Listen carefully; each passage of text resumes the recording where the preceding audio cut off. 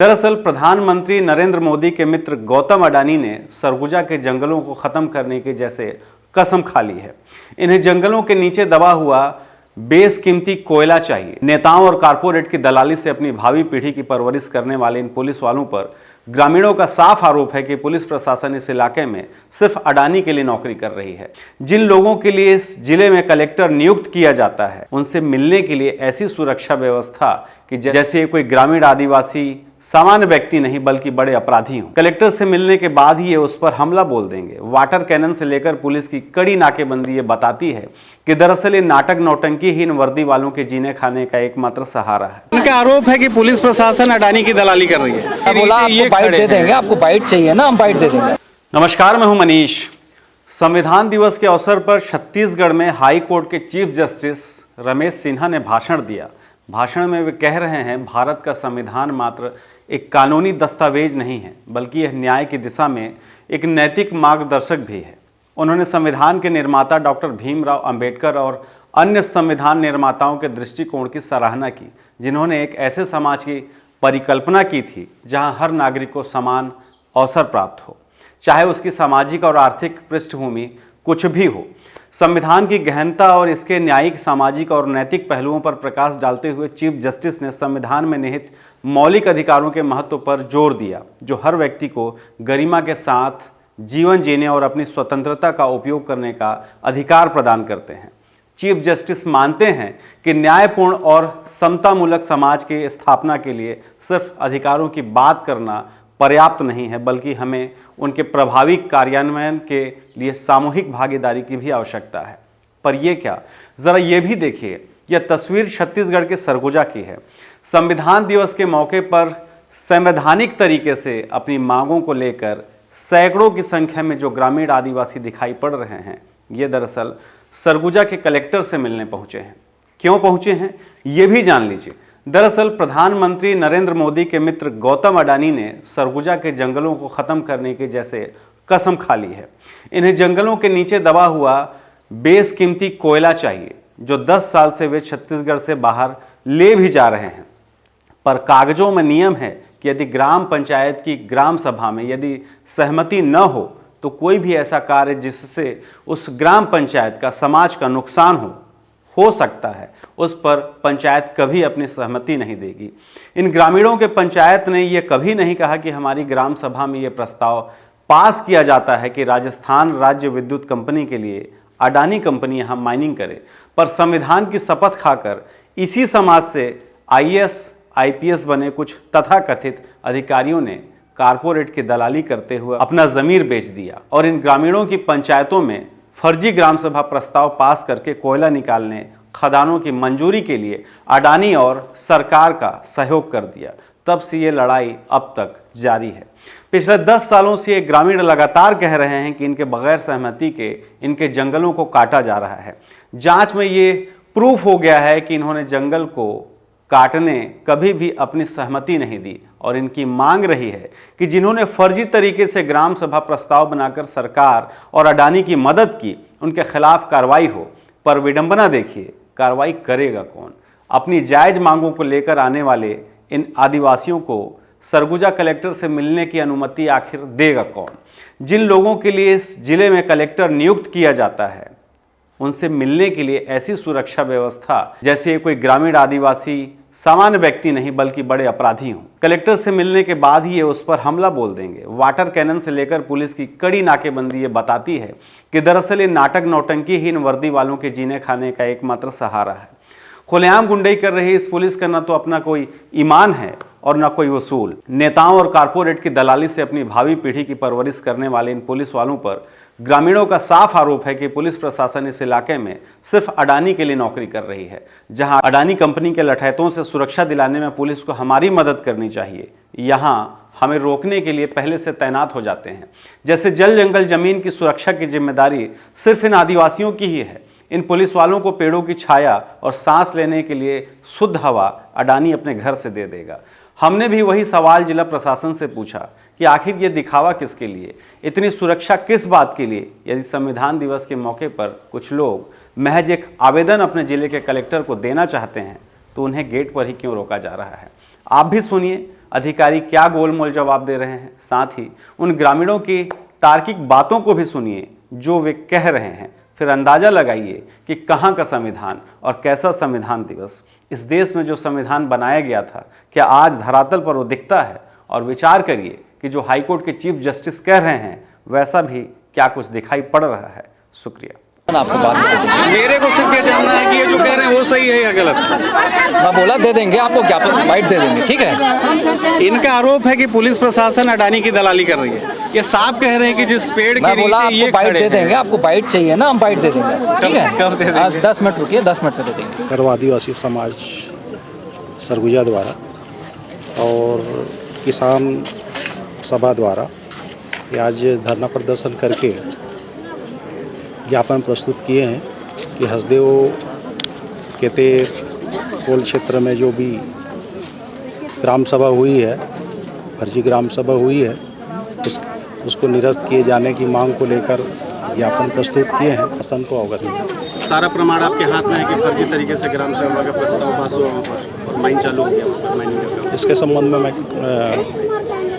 कहना नहीं चाहूँगा क्या हुआ। नहीं, क्यों नहीं कहना चाहेंगे? जिम्मेदार अधिकारी हैं। नहीं, जिम्मेदार हूँ। इसका मतलब ये नहीं कि पूर्व में क्या हुआ है क्या नहीं है, लेकिन जो कार्रवाई अब जो ये सारा जो व्यवस्था है, जो की गई पुलिस है, तंत्र है यहाँ पर जो लगाया गया है बैरिकेड, ये किस लिए है? सावधानी की दृष्टि से, शांति व्यवस्था बनाए किस रखने तरह के की लिए, सावधानी? शांति व्यवस्था बनाए रखने की दृष्टि से। जो आदिवासी है डर है कहीं से? क्या? इनसे डर है क्या? अरे भाई, शांति व्यवस्था की दृष्टि से ये तो रहती है ना पुलिस व्यवस्था। होता है क्या? अरे भाई, ये बात आप कैसे बोल सकते हैं? आज संविधान दिवस है सर। संविधान दिवस के दिन इस तरीके से लोग आए हैं, इनकी मांगे जायज़ है, काफ़ी समय से मांग कर रहे हैं। क्या लगता है इस पूरे दस्तावेज को हाथ में रखने के बाद? अगर ये मांग जायज़ है तो आंदोलन इन पे जो भी कार्रवाई होगी शासन स्तर से, उच्च अधिकारी स्तर से इसका निराकरण होगा। इस पे कार्रवाई कब तक हो पाएगी सर? पूर्व का ही ग्राम सभा है ना, बहुत पहले का ही ग्राम सभा है, अभी कहीं नहीं है। क्या हुआ है क्या नहीं है, गलत हुआ है, इसकी जांच आपको तो जानकारी नहीं है? पत्थर से मारते हैं, बम से मारते हैं। हम लोग कोई गुनाह करने थोड़ी ना गए थे, वहाँ पेड़ बचाने गए थे। हम वहाँ पे पूजा करते हैं, हमारे देवी देवता है जो साल वृक्ष का पेड़ है, उसको हम लोग बूढ़ा देव के रूप में मानते हैं। और बहुत सब प्रकार का पेड़ है, बहुत प्रजाति का है। सिर्फ आप लोग का है क्या बचाने का? सभी लोगों का है, सभी लोगों का है। तो यहाँ पर जो व्यवस्था पुलिस के द्वारा की गई है, देख के कैसा लग रहा है? आप बताइए। पुलिस प्रशासन एवं जिला प्रशासन दोनों के द्वारा हमारे साथ दुर्व्यवहार किया जा रहा है। ये केवल प्रशासन, पुलिस प्रशासन हो चाहे जिला प्रशासन हो, केवल कॉर्पोरेट घराना की इशारे पे उनके दलाली के रूप में काम कर रही है। जबकि ऑक्सीजन सभी को चाहिए, सभी वर्ग के व्यक्तियों को चाहिए। ऐसा नहीं है कि आदिवासी वर्ग को ही चाहिए। इसके बाद भी वहाँ जी परिस्थितियाँ बनती है और जिस हालात में पेड़ काटे जा रहे हैं, ग्राम के सभी महिला पुरुष बच्चों को थाने में बंद कर दिया जाता है।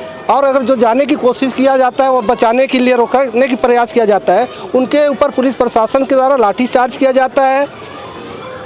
ज़बरदस्ती पेड़ काटा जा रहा है। और जबकि पेड़ काटने का अधिकार अगर राजस्थान राज्य विद्युत को दिया गया है तो वो कटवाए, फॉरेस्ट कटवाए। पुलिस प्रशासन और जिला प्रशासन के अधिकारी किस काम से वहाँ जाते हैं? उनका क्या काम है, वहाँ क्या रोल है?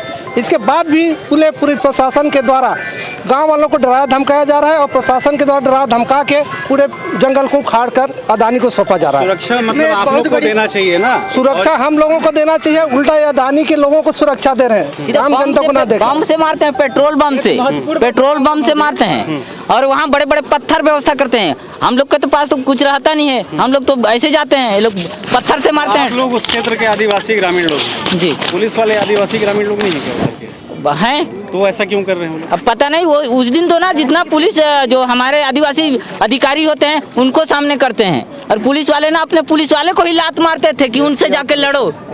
हाँ, एसपी और कलेक्टर के इशारे पे काम करते हैं। तो आज संविधान दिवस है और आप लोग यहाँ पर पहुँचे हुए हैं, ये रोकने के लिए जो व्यवस्था है, देख के कैसा लग रहा है? देखिए, ये तो भारत देश का संविधान का हनन है, जो हम तो इनको कहना चाहूँगा आप लोगों के माध्यम से कि ये लोग भारत देश का देशद्रोही है। क्योंकि संविधान सबके लिए लागू है। तो अपराध इनके खिलाफ दर्ज नहीं तो इनके खिलाफ हम तो कह रहे हैं कि भाई जो फर्जी ग्राम सभा कराए हैं अधिकारी, एसडीएम, कलेक्टर और तहसीलदार, पटवारी, सबके ऊपर एफआईआर हो।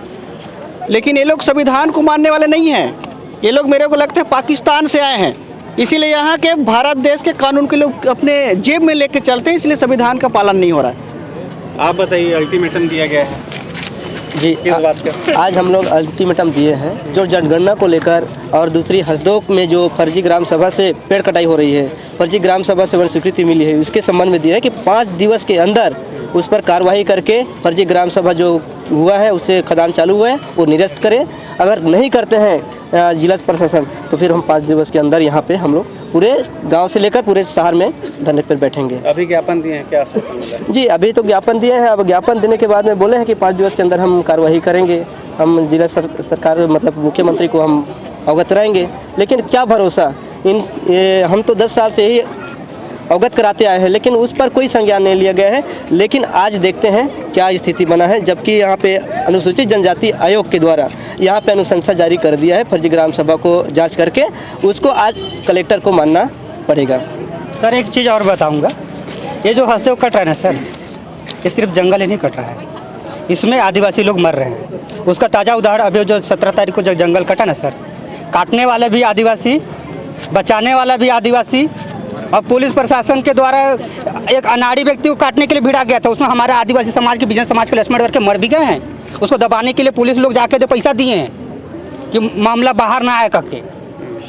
बचाने वालों को भी मारे हैं, जिसका एक टूटी टूट गया, किसी का कपार फूट गया, और पेड़ काट रहे हैं, उन लोग भी मर रहे हैं। तो सीधा सीधा है कि अनुसूचित जनजाति को ख़त्म कर रहे हैं, और उसका परिणाम है आरक्षण में जो 2000 जनगणना के अनुसार जो कर रहे हैं, तो सीधा सीधा गलत है।